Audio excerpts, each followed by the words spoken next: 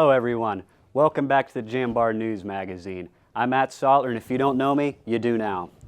When asked about a YSU game day, the reply usually revolves around football. While football is the main attraction for Saturdays, there are many other factors that go into a game day experience. Contributors Reagan Hilton and Dylan Lux show the game day beyond the game.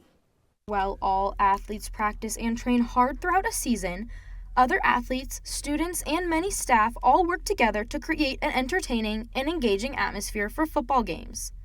Trainers help keep the athletes healthy, while coordinators and coaches help to hone athletes' abilities and improve their game. Although from the perspective of a fan, what makes up a game day? Students like Blake Springer, double major in criminal justice and accounting, can often be found in the student section.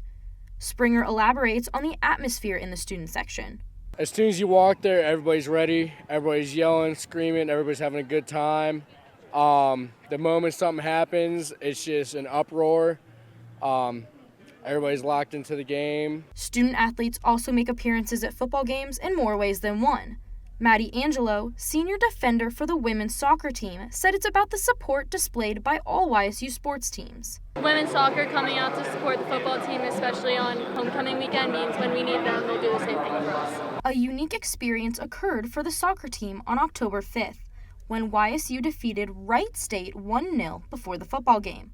One of 2 times this occurs during the football season. Student athletes also work alongside staff to help with giveaways on game day. They are assessed community service hours and can use them at certain times throughout the season. Game days are an event that bring out the greater Youngstown area. For Jambar TV, we're Reagan Hilton and Dylan Lux. The Office of DEI now has a new name and home. Formerly the Office of Diversity, Equity, and Inclusion, it is now the Office of Belonging, Empowerment, and Engagement. YSU President Bill Johnson said the name reflects the office's aim to serve the YSU family, focusing now on the individual's abilities to be the best version of themselves. Regardless of where you're from, what your walk of life is, what color your skin is, what your ethnic background or your gender preference, whatever and whoever you are, that you feel safe, that you feel respected, that you feel valued. The office is now located in Melnick Hall with the Office of Community Engagement. Students are settling into the fall semester, but there's still more to explore. YSU offers dozens of clubs for personal hobbies, academic pursuits, and more. Reporter Joel Fuso tells us what we need to know. This is Joel Fuso with the Jambar TV. If there is a club students want to join or like more information, Caleb Queen, coordinator of student involvement, told us where to find them. What they do is they can navigate there through their Penguin portal, and then there's a option for groups. When students access their Penguin portal, they'll find campus groups in the Student e-Service Index. Inside, there's a link called Student Organizations. This will show meeting times and groups students can message. Students can also explore clubs at YSU by visiting the university's Student Activities website, which provides a full list of all current active organizations. If a student looks at a list and doesn't see any club that piques their interest, this is what they can do. If you have a club idea that doesn't already exist, then what you need is 5 members, including yourself, 3 to 4 officers, so you typically want president, vice president, treasurer, secretary, or if you don't have as many people, you can go with a combined treasurer/secretary. And then you need a full-time advisor, or full-time faculty or staff advisor, or you can do a combination of a part-time faculty or staff advisor with a full-time faculty staff advisor. You can also have as many advisors as you want. And then after that, you would need Constitution and bylaws, which is kind of just the guiding document for the organization. We have one of those on our website. You can copy, paste, edit it to make it fit your own org. The fall deadline has passed to create new clubs, but students can do so again on January 1st. Students that are interested are encouraged to reach out. Now back to you in the studio. Studies have shown people are becoming lonelier than in past decades. In 2023, the U.S. Surgeon General released an advisory stating mass loneliness has become an epidemic.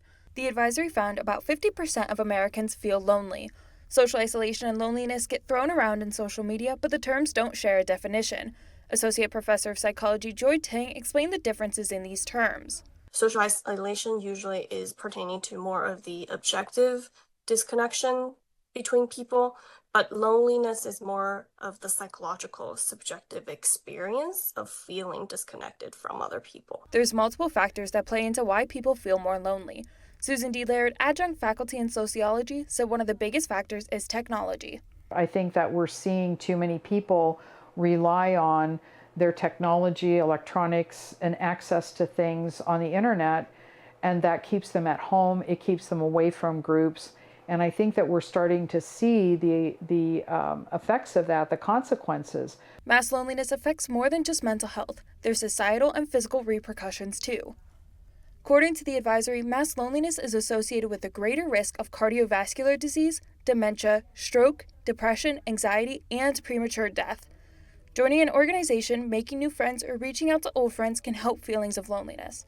Erin Driscoll, Executive Director of Student Experience of Resident Life, helps plan events to bring students together. Within the Division of Student Experience, our goal really is to help create a sense of belonging. So all of the programs that we offer are with the intention of creating spaces where students can connect with other students. To find student events and meet new people, visit ysu.edu/Office Student Experience. Stay tuned after the break for an inside look at AI on campus.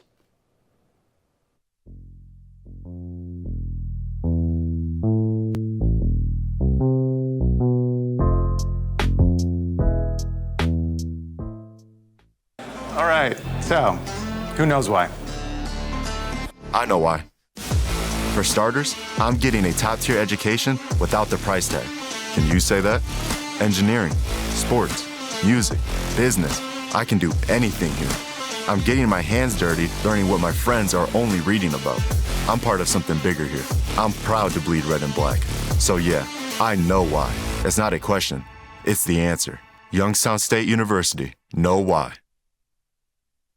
Artificial intelligence allows machines to perform human-like tasks, minimizing human cognitive functions such as learning and problem solving.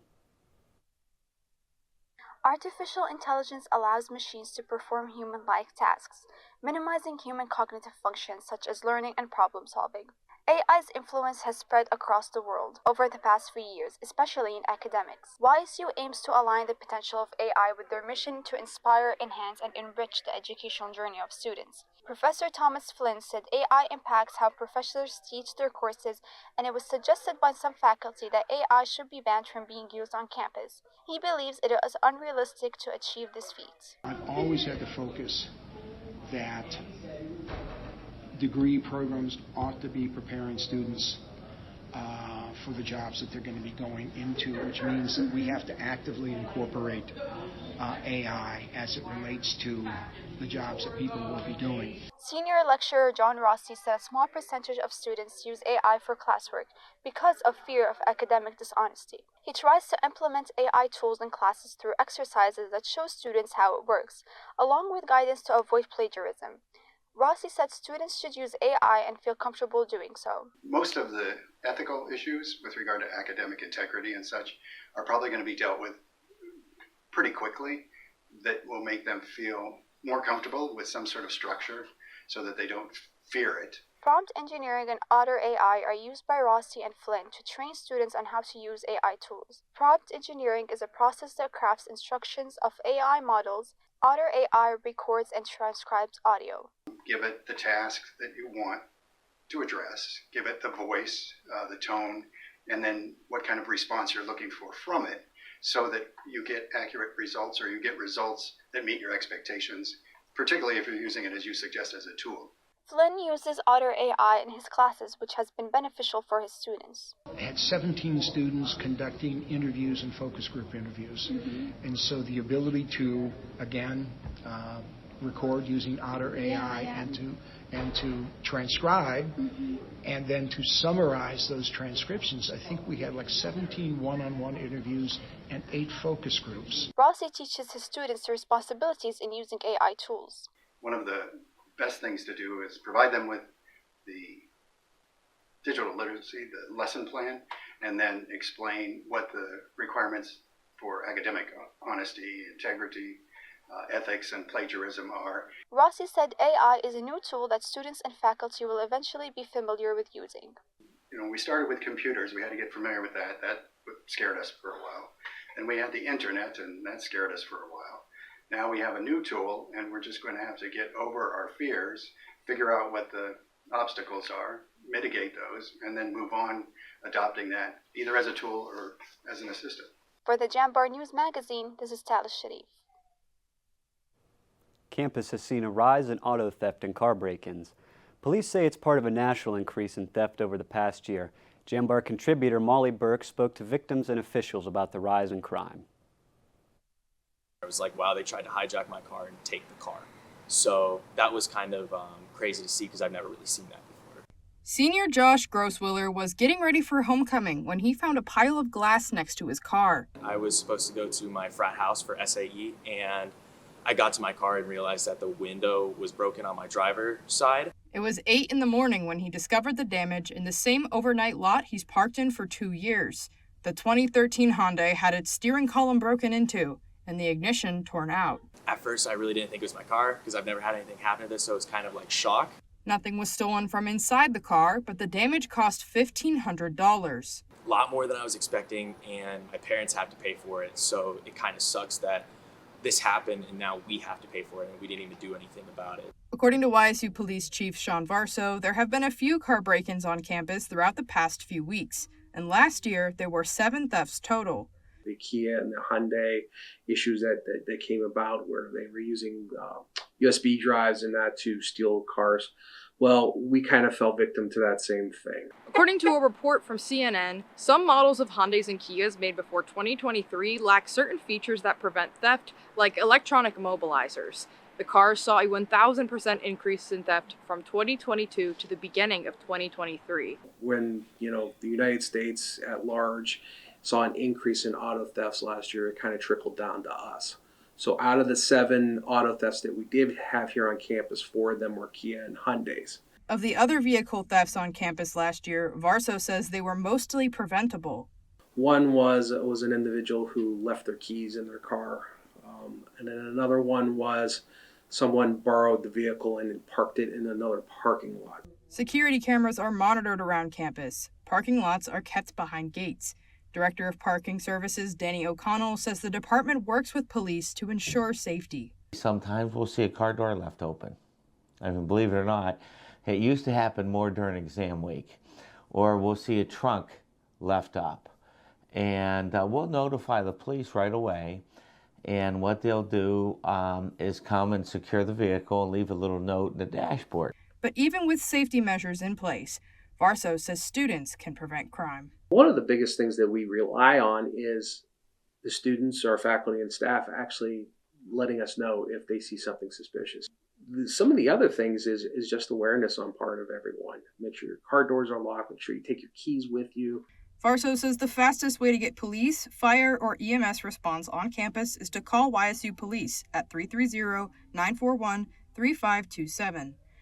Reporting for the Jambar, I'm Molly Burke. Unfortunately, we're all out of time. Thank you so much for tuning in to the Jambar News Magazine.